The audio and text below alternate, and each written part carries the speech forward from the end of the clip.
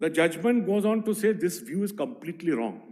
हम अपने बच्चों को सिखा कर जाएंगे इस दुनिया से, अगर हमारी सिस्कियां बाकी रहेंगी तो हम कलमा भी पढ़ेंगे और कहेंगे बाबरी मस्जिद की शहादत को याद रखो।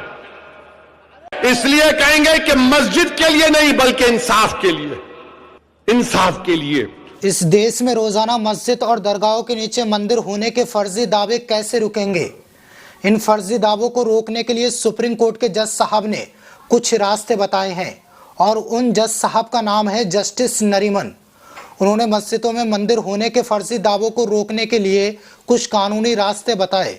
वो क्या रास्ते हैं, विस्तार से आपको सुप्रीम कोर्ट के जस्टिस नरीमन का बयान सुनाने वाला हूं, इसलिए आपसे रिक्वेस्ट है कि वीडियो को आखिर तक जरूर देखें। जैसा कि आप सभी जानते हैं, 6 दिसंबर 1992 को बाबरी मस्जिद को शहीद कर दिया गया था। बाबरी मस्जिद को शहीद हुए पूरे 32 साल हो गए। बाबरी मस्जिद केस का फैसला 2019 में ही आ गया था और हिंदू पक्ष को आस्था की बुनियाद पर वहां राम मंदिर बनाने के लिए बाबरी मस्जिद की जमीन सौंप दी गई थी। इसके बाद लोगों को लगा अब सब कुछ ठीक हो चुका है, देश में मस्जिद मंदिर के नाम पर हिंदू मुसलमान को नेता आपस में नहीं लड़ाएंगे, देश में मौजूद किसी और मस्जिद को निशाना नहीं बनाएंगे, किसी और मस्जिद के नीचे मंदिर नहीं ढूंढेंगे। लेकिन उस वक्त लोग गलत सोच रहे थे, क्योंकि आज के समय में हर दूसरे तीसरे दिन निचली अदालत में याचिका दाखिल की जाती है कि मस्जिदों और दरगाहों का सर्वे कराया जाए, क्योंकि मस्जिद और दरगाहों के नीचे मंदिर मौजूद है। इन सब मामलों पर रोकथाम कैसे लगेगी, इसका उपाय सुप्रीम कोर्ट के जस्टिस नरीमन ने बताया है। जस्टिस नरीमन साहब ने जो बातें बताई हैं, उनका कहना है कि हर एक व्यक्ति तक मेरी इस बात को पहुंचा दिया जाए, इसलिए आपसे रिक्वेस्ट है कि वीडियो को शेयर ज़रूर करना। दरअसल जस्टिस नरीमन ने छोटे जजों को और निचली अदालत के जजों को नसीहत दी है। जो जज हमेशा ऐसी फजूल याचिकाओं को एक्सेप्ट कर रहे हैं, ऐसी याचिकाओं की वजह से देश में और समाज में बंटवारे की आकांक्षा को हवा मिल सकती है और इसके जिम्मेदार निचली अदालत के हाई कोर्ट के सुप्रीम कोर्ट के जज होंगे, क्योंकि वो फर्जी दावों की याचिकाओं को लिस्टेड कर देते हैं। जस्टिस नरीमन ने कहा, मस्जिदों के खिलाफ मुकदमों को रोकने के लिए अयोध्या फैसले को हर जिला अदालत हाई कोर्ट में पढ़ा जाना चाहिए। यानी अयोध्या में बाबरी मस्जिद मामले में जो सुनवाई हुई थी, उस सुनवाई के फैसले को हर एक शहर की अदालत में और हाई कोर्ट में पढ़ा जाना चाहिए। सुप्रीम कोर्ट के पूर्व न्यायाधीश न्यायमूर्ति रोहिंटन नरीमन ने गुरुवार को कहा कि अयोध्या मामले में सुप्रीम कोर्ट का फैसला न्याय और धर्मनिरपेक्षता का सबसे बड़ा मजाक था। लेकिन 1991 के पूजा स्थल अधिनियम की पुष्टि करने वाले फैसले के 5 पृष्ठ एक अच्छी बात है।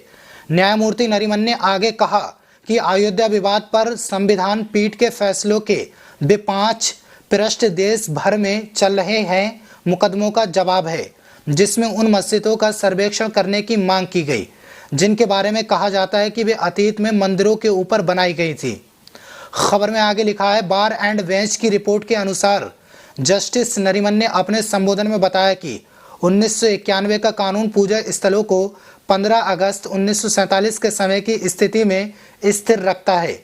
उन्होंने कहा, आज हम देखते हैं कि जैसे पूरे देश में हाइड्रा हेड्स उभर रहे हैं, वैसे ही हर जगह मुकदमे दायर हो रहे हैं, न केवल मस्जिदों के संबंध में बल्कि दरगाहों के संबंध में भी। इन सभी को रोकने और इन सभी हाइड्रा हेड्स को जलाने का एकमात्र तरीका है इसी निर्णय में इन 5 पृष्ठों को लागू करना और प्रत्येक जिला न्यायालय और उच्च न्यायालय के समक्ष इसे पढ़ना, क्योंकि ये 5 पृष्ठ सर्वोच्च न्यायालय द्वारा कानून की घोषणा है जो उन सभी के लिए बाध्यकारी है। एक बार ऐसा हो जाने के बाद ये स्पष्ट है कि पूजा स्थल अधिनियम अपना उचित रास्ता अपनाएगा। यदि अधिनियम को इस निर्णय में बताए अनुसार लागू किया जाता है तो ये आसानी से इन सभी हाइड्रा हेड्स को रोक देगा जो एक के बाद एक उभर रहे हैं। यानी सुप्रीम कोर्ट के जस्टिस नरीमन ने रास्ता बता दिया। जो नफरती लोग लगातार देश के अंदर विवाद खड़ा कर रहे हैं, ये कहते हुए कि मस्जिद और दरगाह के नीचे मंदिर है, उन्हें रोकने के लिए सिर्फ और सिर्फ एक ही रास्ता बचा है कि बाबरी मस्जिद और राम मंदिर के दौरान जो फैसले हुए थे, उन फैसलों के 5 पन्नों को हर जिला अदालत हाई कोर्ट के जजों को पढ़ा दिया जाए। उन 5 पन्नों में 1991 के वर्शिप एक्ट के तहत बताया गया कि 1947 के पहले जितने भी मस्जिद और मंदिर बने हैं उनकी संरचना में कोई भी बदलाव नहीं होगा, उनको वैसा ही स्थिति में रहने दिया जाए। मस्जिद की जगह मंदिर नहीं बनेगा।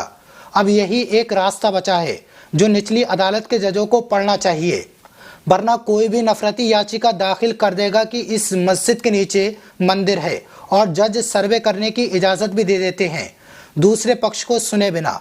इसलिए अगर इन सब फर्जी दावों पर रोक लगानी है तो जस्टिस नरीमन के बताए हुए उन 5 पन्नों को अदालत में मुस्लिम पक्ष के वकील पढ़कर बताएं, क्योंकि सुप्रीम कोर्ट के जस्टिस नरीमन के बताए हुए वो 5 पन्ने शायद ही निचली अदालत के जज पढ़े।